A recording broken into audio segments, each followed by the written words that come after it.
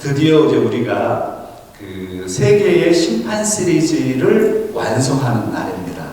그래서 오늘까지 이제 요한계시록 잘 따라와 주셔서 감사하고요. 요한계시록을 하면서 그 요한계시록 우리가 이 말씀을 나누면서 이 심판 시리즈가 이렇게 계속 점진적으로 절정을 향해서 가고 있다는 것을 우리가 보는 것도 상당히 중요합니다. 그래서 오늘 심판이 어떻게 완성되는가라고 하는 이 부분을 좀 다루게 되겠는데요.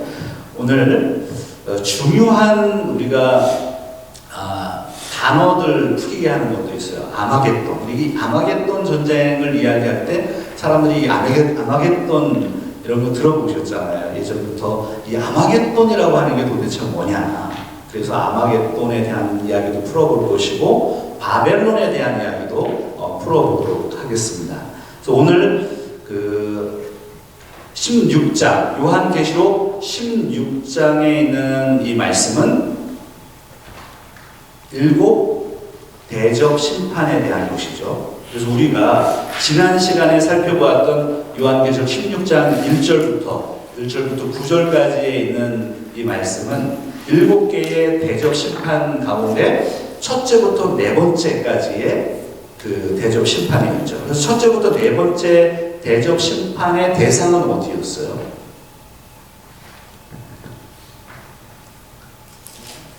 예. 제가 일주일 전 거를 물어봐서 죄송합니다. 다 잊어먹으셨죠? 우리 안 잊어먹으셨죠? 예, 2절에 보세요. 2절에 보니까 첫째 천사가 어디다가 대접을 쏟아요? 땅에 쏟습니다. 그리고 3절에 보니까 둘째 천사가 대접을 어디다 쏟아요? 바다에. 그 다음에 셋째 천사는요? 강과 물 근원에 쏟습니다. 그리고 네 번째 천사는 어디다 쏟아요? 해에 쏟습니다.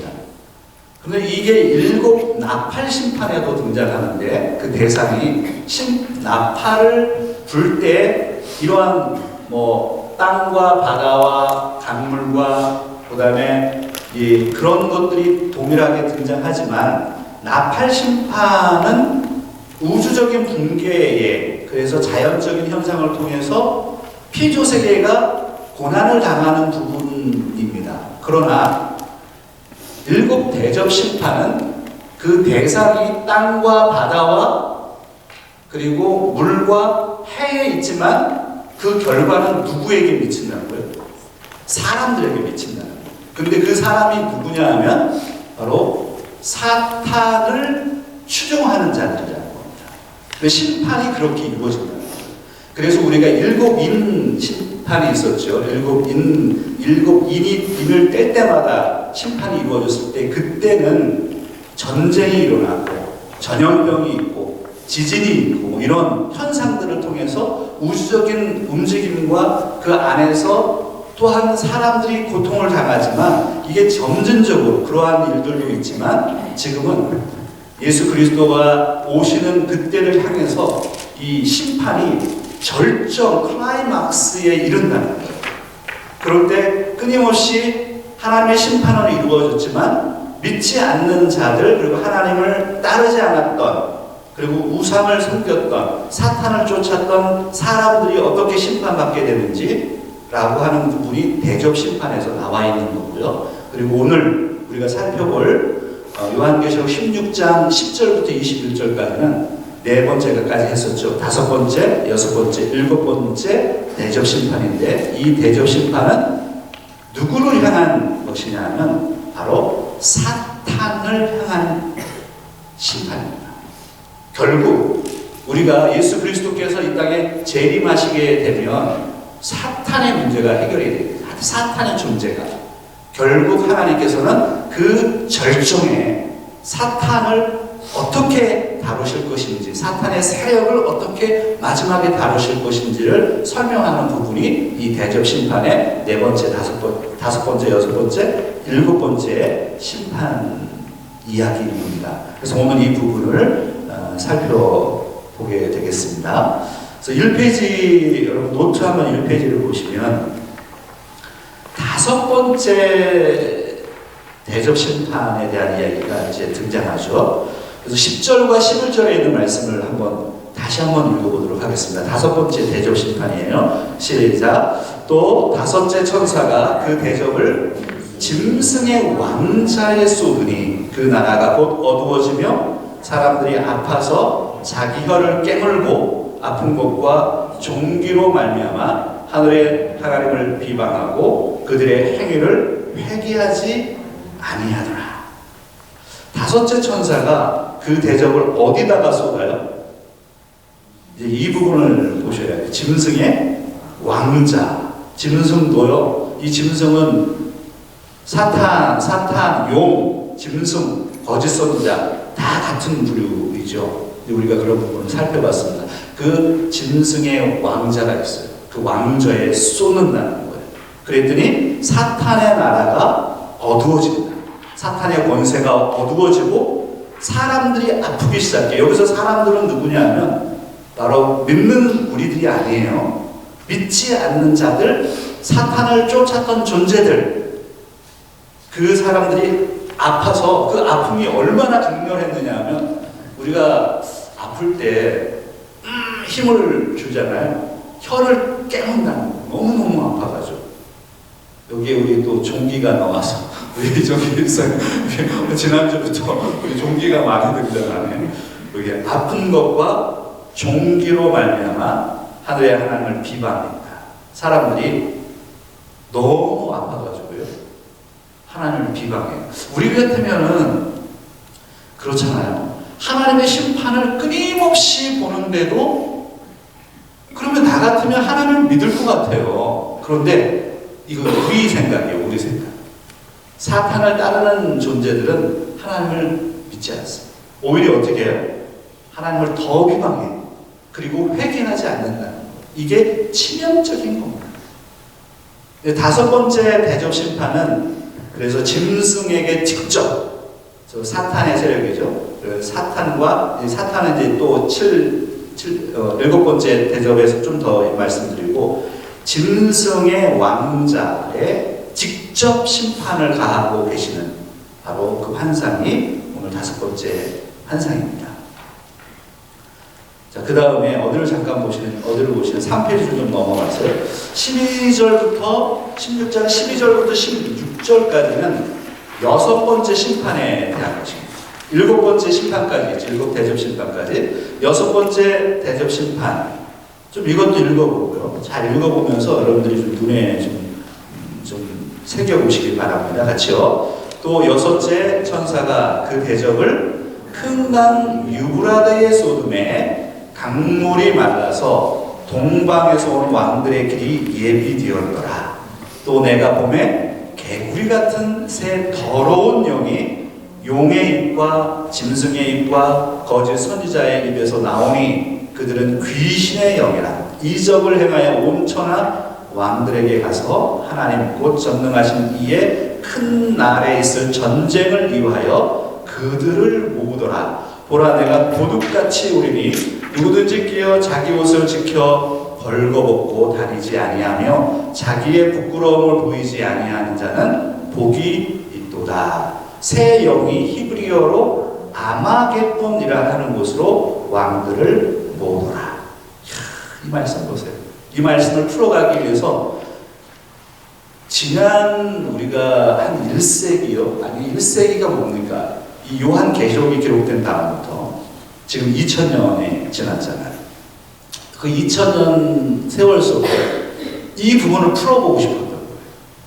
도대체 이 아마겟돈은 뭐고, 도대체 이 비유는, 이 말씀은 무엇이냐. 그래서 사람들이 이 아마겟돈을 풀어가기 위해서 상당한 노력을 기울이다가 최근 한 50년 사이에 이 아마겟돈을 희한하게 풀기 시작한 게 지금 이단들이 얘기하는 것들입니다. 그래서 우리가 요한계시록을 개혁주의 관점에서 요한계시록을 잘 이해하는 게 필요하다. 그래서 우리 엘센트로 지금 우리 교회는 지금 좋은 시절을 보내는 겁니다. 제가 요한계시록을 하다 보니까 성도님들이 요한계시록이 하다 보니까 지금 어렵고 또 이게 오랫동안 하게 되니까 빠지시고 그런 건 내가 이해를 해요. 그러나 여러분 굉장히 좋은 시간입니다. 이 시간들을 잘 보내시고요. 좀 앞으로 이제 금방 끝나겠죠. 이제 6번째 이 대접 심판에 그 비밀들이 숨겨져 있다. 6번째 대접을 어디다가 뿌려요? 어디다 쏟아버려요? 대접을 큰 강 유브라다에 쏟는데요. 그래서 여기에 큰 강 유브라다에 쏟는다라는 게 유프라테스 강이죠. 그리고 우리가 그림을 한번 그려보세요. 중동의 그림을 이렇게 그려보면 지금 시절에 2025년 이 시절에는 중동에서 가장 핫한 나라는 이스라엘이에요. 지금 역사의 회오리 속에서 이스라엘과 하마스의 전쟁이 있고 협상을 했다가 말았다가 또 파기했다가 지금은 협상한 상태에 있지만 또 어떻게 될지 모르는 거예요. 이스라엘은 제가 얘기했잖아요. 아예 그 지역에서 그냥 하마스 아니면 그냥 팔레스타인 사람들 다 쫓아내는 게 그들의 목적이에요. 그러니까 이게 잠깐 협상이 되어 있는 거지 언젠가 또 이게 또 일어납니다. 근데 이스라엘 바로 옆에 이스라엘이 지금 구약의 하나님 이스라엘이잖아요. 그 땅에 오른쪽으로 가면은 요르단이 있고요. 요르단에서 또 오른쪽으로 가면 지도를 보면서 얘기하는 거예요. 우리가 지도를 본다라고 생각했을 때 요단강을 건너면 요르단이잖아요. 요르단 나라가 있어요. 그리고 거기서 오른쪽을 더 가면 무슨 나라가 돼요? 예, 그게 바로 이라크입니다. 거기서 조금 더 오른쪽으로 가면 어디예요? 그게 이란입니다. 그리고 이라크는 바벨론 제국이고 뿌리가 이란은 페르시아 제국이잖아요. 다 성경에 다 연결되어 있어요. 그리고 유프라테스 강은 원래 창세기부터 나오는 문명의 거기서부터 시작이 돼요. 문명이. 유프라테스가 우리가 이렇게 생각하실 거예요. 아니 사막에 무슨 물이 있나 이렇게 생각하지만 가보면 깜짝 놀라실걸요. 그러니까 터키서부터 쭉 해가지고 이라크에 있는 유프라테스가 티그리스가 거기가 마르지 않는 어마어마한 강이 있습니다. 그래서 사막 가운데 그 강들이 있기 때문에 문명이 발생이 된 거고, 그래서 하나님께서 창세기 때부터 이 유프라테스 강을 얘기했고, 하나님께서 아브라함에 복을 주셨을 때 너의 지경이 유프라테스까지라고 얘기해요. 그러니까 그렇게 넓은 지역이 너의 땅이 될 거야 라고 하죠. 그 유프라테스 강에 사실은 이스라엘 백성들이 포로로 잡혀가 있었잖아요. 그 유프라테스 강을 쏟는다라고 하는 얘기는 무엇이냐면요, 그 강에서 무슨 일이 발생이 되는 거예요. 잘 생각하셔야 돼요. 이거는 문자적인 것을 얘기하는 게 아니라 상징적인 것들을 생각하면서 보셔야 돼요. 그러니까 유프라테스 강이 굉장히 물이 많아요. 물이 많은 지역인데 그 대접을 유프라테스 강에 쏟으니까 무슨 현상이 발생이 됐느냐면, 잘 보세요. 12절을 보세요. 강물이 어떻게 돼요? 강물이 말랐다. 이게 중요해요. 강물이 말라서 그 결과가 어떻게 돼요? 동방에서 왕들이 오더라는 거예요. 그러면 이 동방에서 오는 왕들은 그러면 뭐 좋은 소식을 가지고 오는 왕들일까요? 아니, 이거 깊이 안 풀어도 이 동방에서 오는 왕들은 전쟁하려고 오는 거 아니에요. 전쟁을 하기 위해서 동방에서부터 오는 왕들이, 그래서 유프라테스를 건너게 된다는 거예요. 문자적으로만 보면 이렇게 해석을 하는 겁니다. 문자적으로.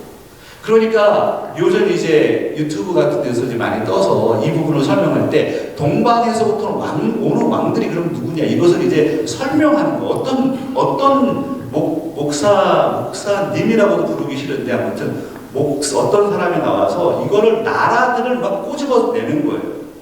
그래서 무슨 나라가 연합해가지고 동방에서부터 쳐들어와가지고 그 다음에 아마겟돈 그 땅에 와가지고 이 최후의 전쟁을 일으킨다.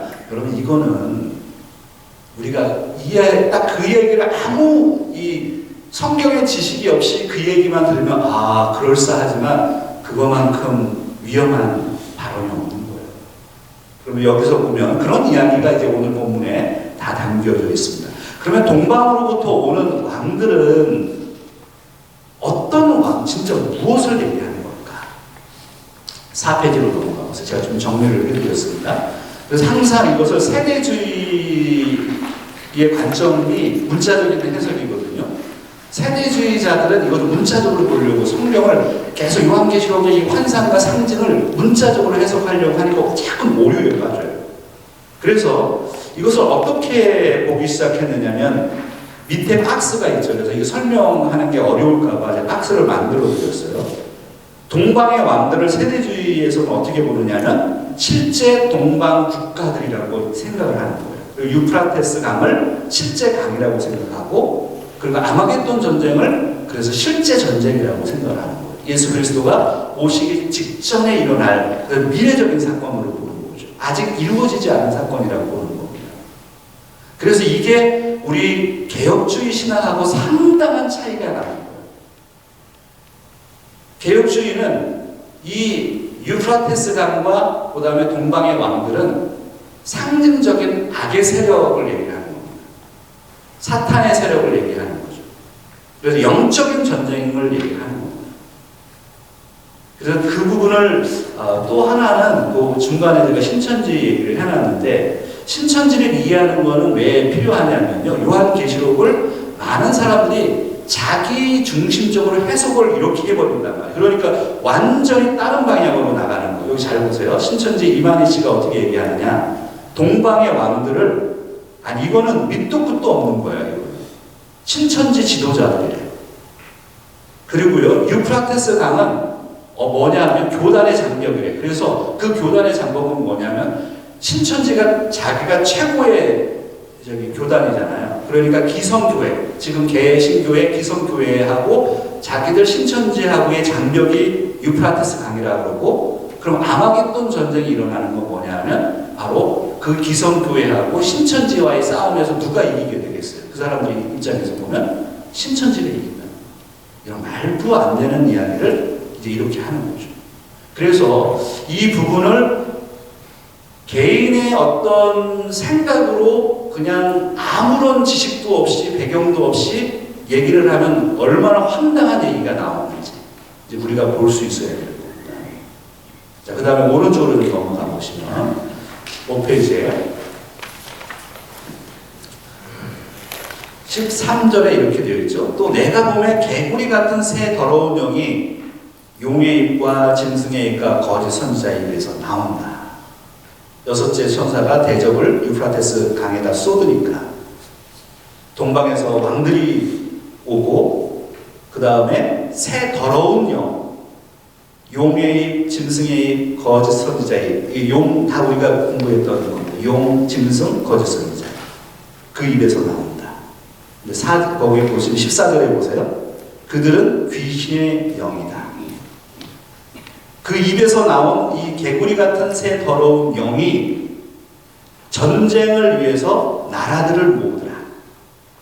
그러니까 이 부분을 문자적으로 해석을 해보려고 하니까 뭐 무슨 나라 어디 나라가 막 이렇게 묶어져 가지고 하나님을 대적할 거라고 이렇게 얘기하는 거죠. 그래서 뭐 어떤 사람은 3차 세계대전이 아마겟돈 전쟁이라고 얘기를 하고, 이런 것들은 우리가 굉장히 조심해야 되는 부분입니다.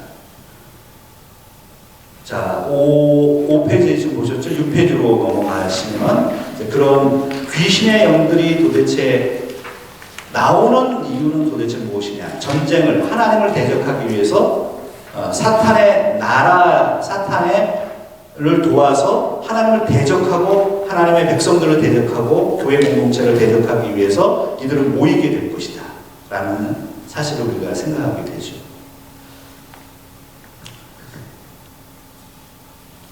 7페이지도 그런 이야기를 좀 해놨고요. 그 다음에 8페이지로 가보시면 15절에 한번 같이 또 읽어보도록 하겠습니다. 보라, 내가 도둑같이 오리니 누구든지 깨어 자기 옷을 지켜 벌거벗고 다니지 아니하며 자기의 부끄러움을 보이지 아니하는 자는 복이 있도다. 여기서 내가 도둑같이 온다. 그래서 이게 바로 예수 그리스도의 재림에 가까이 있다는 것을 보게 돼요. 예수 그리스도가 재림하실 때 그때를 향해서 지금 절정에 이르고, 하나님의 심판이 절정에 이르고 우리 영적인 전쟁이 절정에 이뤄가는 거예요. 사탄과 사탄의 그 휘하에 있는 짐승, 거짓 선지자, 그 세력들, 불신자들이 교회를 향해서 하나님을 대적하는 영적인 전쟁이 바로 끊임없이 일어나고 있지만 절정을 향해서 가고 있다 라는 것을 우리가 생각하게 되죠. 그리고 이제 9페이지를 봐보세요. 이제 중요한 걸 좀 풀어드리도록 하겠습니다. 9페이지에 가면 16절 한번 같이 읽어볼까요? 새 영이 히브리어로 아마겟돈이라 하는 것으로 왕들을 모으더라. 그래서 이 부분을 이제 풀어봐야 되겠습니다. 아마겟돈이라고 하는 이 단어는 성경에 몇 번 나옵니까?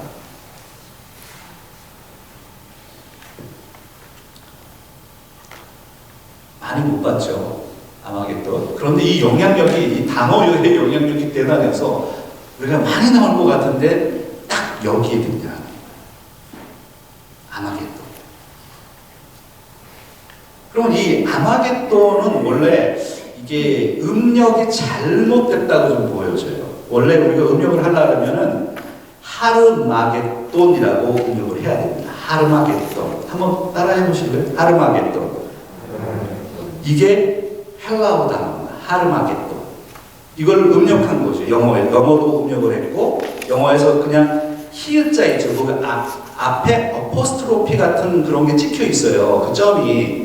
그게 히읗자를 만들어요. 그래서 하르마겟돈이라고 읽어야 돼요. 근데 이것을 아마겟돈이라고 번역을 했고, 영어가 그렇게 아마겟돈으로 번역을 하니까 한글도 아마겟돈이 된 거지만 사실은 하르마겟돈이라고 음력해야 됩니다. 아무튼 아마겟돈, 이 하르마겟돈이 하르라고 하는 단어와 마겟돈이 합쳐진 단어예요. 이 단어는 하르가 무슨 뜻이냐? 산이라고 하는 뜻입니다. 산. 그러면 이 마겟돈은 무깃도의 원어가 무깃도예요. 원형이. 그러면 무깃도의 산이잖아요. 무깃도의 산인데, 그래서 이제 이런 얘기를 하는 사람들 있죠. 아마겟돈 전쟁이 마지막 전쟁이다. 이렇게 해가지고 그 지역이 어디냐. 이 사람들이 이걸 추정하는 거죠. 그럼 무깃도가 성경에 나옵니까? 안 나옵니까? 성경에 나오잖아요. 근데 그 무깃도가 어디냐면 예루살렘에서 1시간 반 정도 우리가 운전을 해서 가면은, 우리 교회에서 1시간 반 정도 운전을 하면은 샌디에이고가 나오잖아요. 그 정도 거리에 북쪽으로 올라가면, 예루살렘에서 북쪽으로 올라가면 무깃도가 나와요. 그래서 이 아마겟돈을 그 무깃도라고 생각해가지고 그 지역일 거라고 문자적으로 자꾸 생각하려고 하는 사람들의 오류가 뭐냐면, 죄송한데 무깃도는 산이 없습니다. 무깃도는 평야 지역이에요. 그러니까 무깃도 평야라고 되어 있어요. 그런데 여기 보면은 하르마겟돈이라고 되어 있잖아요. 무깃도 산이라고 되어 있잖아요. 그러니까 이게 문자적으로 해석하는 게 어려운 거예요. 이거는 맞지가 않아요. 원래 단어 자체가 맞지 않는 단어예요. 그러면 사람들이 자꾸 이렇게 생각을 하는 겁니다. 이제 10페이지로 좀 넘어가 보세요. 10페이지로 넘어가 보시면, 그래서 이제 이거를 문자적으로 해석을 하고 이제 그런 얘기를 하는 거예요. 제3차 세계대전이 올 것이다. 어떤 사람은 그 3차 세계대전이 아마겟돈 전쟁이 될 것이고, 그 아마겟돈 전쟁이 무깃도에서, 이스라엘의 무깃도에서 일어날 것이다. 그 무깃도에서 일어나기 위해서 동방에서 나라들이 올 것이다. 이렇게 문자적으로 다 맞아떨어지는 것처럼 보이잖아요. 이게 치명적인 실수라고 성경을 해석하는.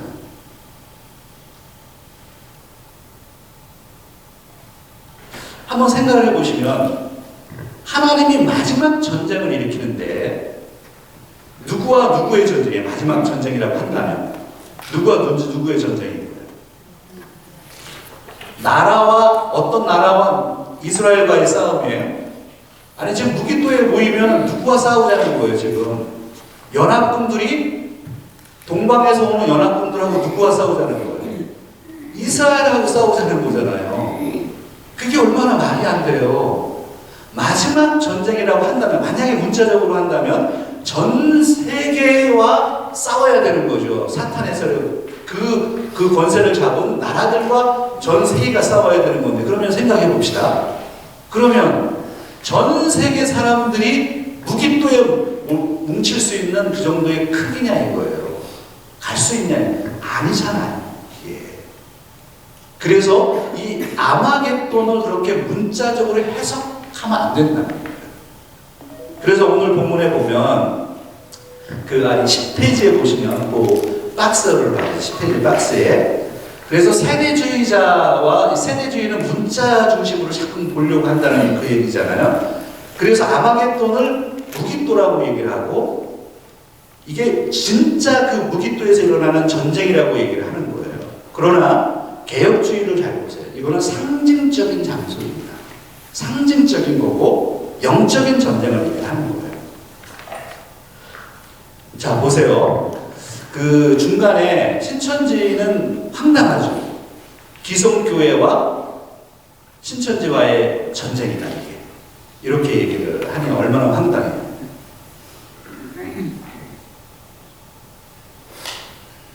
지금 이 전쟁은 마지막 이 7 대접 심판은 절정에 이르는, 예수 그리스도가 재림하시기 직전에까지 절정에 이르는 사탄과의 전쟁입니다. 사탄과의 전쟁이지 나라와 나라가 물리적으로 싸우는 것을 얘기하는 것이 아니다라는 것을 기억해야 됩니다. 그래서 지금은 영적인 전쟁은 이스라엘 사람들하고 다른 나라와 싸움이 아닌 거예요. 바로 우리도 영적인 전쟁에 속해 있는 거잖아요. 믿는 자들과 믿지 않는 자들과 사탄과 하나님이 싸우는 거죠. 그 전쟁을 얘기하는 거기 때문에 이것은 문자적으로 풀어서는 안 된다. 영적인 전쟁이다. 이 얘기를 좀 지읍니다. 그리고 10페이지에 이제 마지막으로 한 5분 정도 해서 할애를 해보겠습니다. 10페이지에 마지막 7번째 대접 심판이 있습니다. 7번째 대접 심판. 요한계시록 16장 17절부터 21절까지요. 같이 한번 읽도록 하겠습니다. 7째 천사가 그 대접을 공중에 쏟음에 큰 음성이 성전에서 보좌로부터 나서 이르되 되었다 하시니 번개와 음성들과 우레소리가 있고 또 큰 지진이 있어 얼마나 큰지 사람이 땅에 있어 온 이래로 이같이 큰 지진이 없었더라. 큰 성이 세 갈래로 갈라지고 만국의 성들도 무너지니 큰 성 바벨론이 하나님 앞에 기억된 바 되어 그의 맹렬한 진노의 포도주 잔을 받음에 각 성도 없어지고 산악도 간데 없더라. 또 무게가 한 달란트나 되는 큰 우박이 하늘로부터 사람들에게 내림에 사람들이 그 우박의 재앙 때문에 하나님을 비방하니 그 재앙이 심히 큼이라. 7번째 천사가 대접을 어디다가 쏟아요? 지금은 공중에 쏟습니다. 오늘 5번째, 6번째, 7번째 대접 심판을 보죠. 5번째는 어디다 쏟았어요? 짐승의 왕자에, 사탄에게 직접 가하죠. 사탄의 세력에게. 그 다음에 6번째는 유브라데 강에다가 영적인 전쟁을 한다는 거예요. 저는 영적인 전쟁을 하나님이 그 심판을 이루겠다라는 거예요. 그 다음에 7번째 대접 심판은 공중에 쏟습니다. 이 공중은 그럼 어디냐? 바로 여기가 이 공중이 사탄의 활동 영역입니다. 이 공중이라고 하니까 그냥 우리가 보는 하늘과 이 땅의 대기권이 아니라 이 의미도 상징적인 거죠. 사탄의 활동 영역에다 쏟아버립니다. 그래서 사탄에게 직접 심판이 이루어진다라는 것이죠. 그리고 보좌로부터 음성이 나옵니다. It's done. 되었다. 이루었다. 다 됐다. 심판이 이루어졌다는 거예요. 그래서 우리가 그동안에 3가지 심판, 인심판 시리즈, 나팔 심판 시리즈, 대접 심판 시리즈를 보게 되는데 7번째 대접 심판을 공중에 쏟으면서 사탄의 영역에 쏟으면서 하나님이 이 심판을 완성시켰다라고 하는 것을 보게 됩니다. 그래서 12페이지 보세요. 12페이지에 18절에 보면 이렇게 되어 있어요. 번개와 음성들과 우레소리가 있고 또 큰 지진이 있어 얼마나 큰지 사람이 땅에 있어 온 이래로 이같이 큰 지진이 없었더라. 저는 이거 좀 두렵네요. 우리 지진의 영향을 우리가 가끔 이렇게 확인을 하죠. 캘리포니아에서 번개와 음성과 우레소리, 이거는 계속해서 마지막 7번째 심판 시리즈에 동일하게 나타나는 거예요. 번개, 음성, 우레소리, 지진, 우박. 그래서 이 부분을 그 밑에 12페이지에 보면 중간에 블라운트라고 하는 학자가 이것을 신적 현현의 패키지라 이렇게 표현했어요. 굉장히 좋은 표현이에요. 신적 현현, 하나님의 나타나심의 패키지다. 마지막에 하나님의 심판이 완성될 때마다 바로 이게 나온다는 거. 우박과 번개와 우레소리와 지진이 일어나서 하나님의 현현을 드러내면서 하나님의 심판이 완성되어 있는 것을 직접적으로 눈으로 사람들이 목격하게 될 것이다 라는 것이죠. 자, 그 다음에 그 12페이지의 맨 마지막에 19절 20절에 이렇게 되어 있습니다. 거기에 보면 큰 성이 세 갈래로 갈라지고, 이 성이 어떤 성이에요? 바벨론입니다. 큰 성 바벨론이 무너진다는 거죠. 하나님의 진노의 포도주 잔을 받는다는 거예요. 그러면 이제 다음 시간부터 17장 18절에 나오는 바벨론에 대한 심판을 우리가 또 봐야 되거든요. 이 바벨론은 그럼 무엇이냐? 13페이지에 가보시면 이 바벨론을 해석하는 것도 또 다양해요. 그래서 과거주의는 1세기 로마 제국이라고 바벨론을 해석을 했단 말이에요. 그리고 세대주의에서는 미래에 있을 실제 도시다 이렇게 얘기도 하고, 근데 개혁주의는 그렇게 생각하지 않죠. 하나님을 대적하는 바로 세속의 체제, 바로 사탄의 세력들을 얘기하는 거죠. 그 바벨론이 무너지게 됩니다. 자, 그래서 맨 마지막에 이제 14페이지를 좀 넘어가 보시면 하나님의 심판이 완성될 때 맨 마지막에 마지막 대접 심판, 7번째 대접 심판의 맨 마지막은 21절에 이렇게 되어 있어요. 또 무게가 한 달란트나 되는 큰 우박이 하늘로부터 사람들에게 내리매 사람들이 그 우박의 재앙 때문에 하나님을 비방하니 그 재앙이 심히 크다. 우박이요. 큰 우박 보신 적 있으시죠? 화면으로 보시고 주먹만한 우박 맞으면 어떻게 될까요? 주먹만한 우박 저는 봤거든요. 이게 떨어지면 어떻게 되세요? 이거 모래 맞으면 큰일 나죠. 막 지붕도 뚫고 그러는데. 그런데 그 우박이 한 달란트 정도 되네. 와, 이거 상상이 안 되는 거예요. 한 달란트가 얼마나 되는 거예요. 그래서 제가 금으로 계산을 해봤어요. 금으로 한 달란트면 얼마냐 이렇게 이야기한테 물어봤더니 40억이 넘거든요. 40억. 그러니 그 우박이 한 달란트가 떨어져서 사람들을 죽이게 되겠죠. 그래서 결국에 하나님의 심판의 완성 속에 끔찍한 심판이 목격될 것이다. 예수님이 재림하기 직전에 그게 완성되어가는 절정에 이르게 될 것이다. 그럼에도 불구하고 믿지 않는 자들은 하나님을 비방한다. 이것이 바로 대접 심판의 마지막의 모습입니다. 예수 그리스도가 오시게 될 것이고, 우리는 심판을 우리가 정리를 해볼까요? 심판은 언제부터 시작이 됐어요? 세대주의자들은 심판을 아직 오지 않았다고 보잖아요. 예수님 재림 직전에 있을 거라고. 이게 말이 안 되는 거라고 저는 얘기했잖아요. 심판은 언제부터 이루어졌어요? 바로 예수 그리스도가 초림하셨을 때부터 사탄이 제압당하기 시작했다. 그래서 지금 그 심판이 지금 계속해서 과거와 현재와 미래를 향해서 가고 있다고, 완성될 거라, 절정으로 향할 거라. 절정에는 사탄이 완전히 심판받게 될 것이라는 거예요. 그 가운데 믿음을 지키는 게 얼마나 소중한지를 다시 생각하게 됩니다. 같이 기도하겠습니다.